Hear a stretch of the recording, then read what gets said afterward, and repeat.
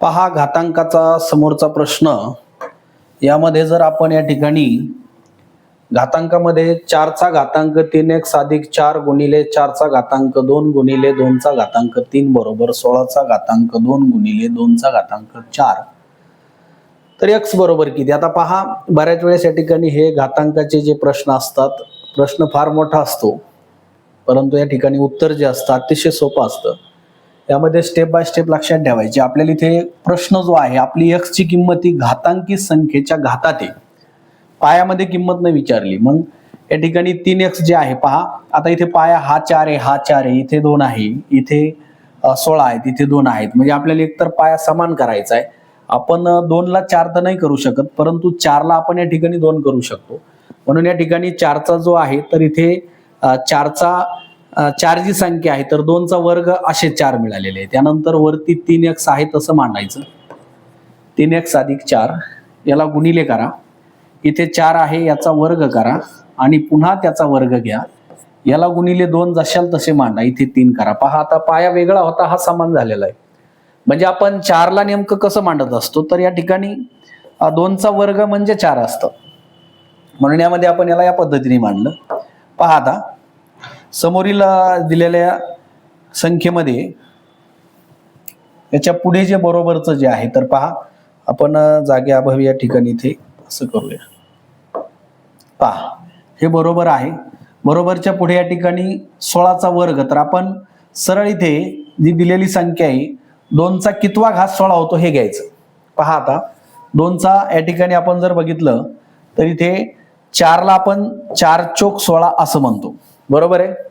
मग 2चा या ठिकाणी आपण साधारणतः या ठिकाणी 3ऱ्या घातापर्यंत पाठ असतं विद्यार्थ्यांना, बरेचशा या ठिकाणी घन पाठ करतात, 4था घात सगळ्या संख्येचा पाठ करायची गरज नाही।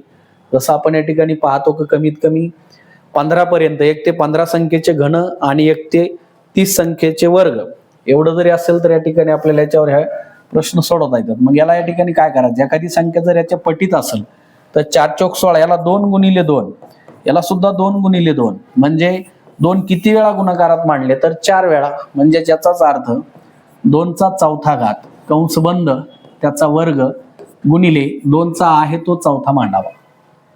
पहा आता या ठिकाणी 2चा चौथा घात आपल्याला किती मिळाला, 2 दोन्ही 4, 4 दोन्ही 8 आणि 8 दोन्ही 16। म्हणून या प्रश्नामध्ये आपल्याला आता जे आपल्याला पाया समान पाहिजे होता तो पाया समान झालेला, इथं जो वेगळा होता म्हणजे 4 वेगळे तर इकडे 2 वेगळे, 16 याच्याशी वेगळे, म्हणून हे आपण सगळे समान केले। आता याला घाताचा घात इथे मात्र करून घ्यायचा, 3 दोन्ही 6 करायचे, त्याला x आहे जसा मांडायचा, अधिकचं चिन्ह द्यायचं आणि 4 दोन्ही 8 करायचं।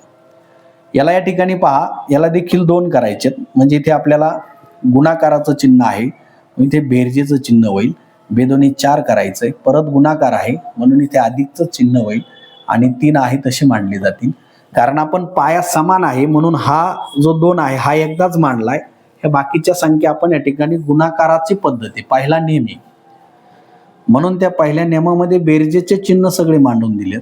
यानंतर ही जी संख्या आहे ते सुद्धा 2 आहे बरोबरच्या पुढे, 4 दोन्ही 8 होणारे हे अधिकचं चिन्ह आहे, यामध्ये अधिक करून इथे 4 मांडायचे। पहा हे 4 दोन्ही 8 कशामुळे झालं, घाताच्या घातामुळे झालं।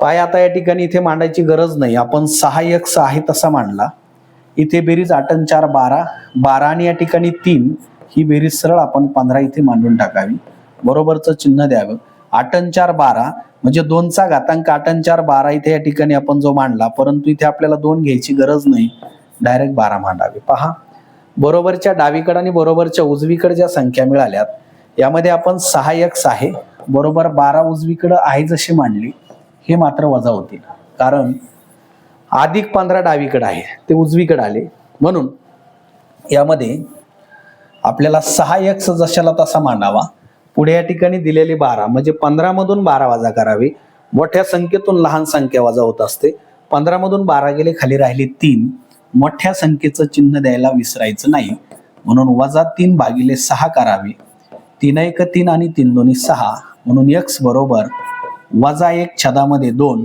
हे प्रश्नाचं उत्तर आलेलं आहे। पहा एकदम या ठिकाणी तुम्ही स्टेप बाय स्टेप जर गेला तर प्रश्नाचं उत्तर लगेच मिळतंय। घातांकामध्ये लक्षात ठेवा या असणाऱ्या पद्धतीला असा कुठला तरी 2 पद्धतीमध्ये किंवा 2 स्टेपमध्ये शॉर्टकट काढा, हा प्रश्न इथे नसतो, कारण घातांकामध्ये तुम्हाला पूर्ण पाया समानच करावा लागतो आणि या पद्धतीने उदाहरण सोडावं लागतं. धन्यवाद.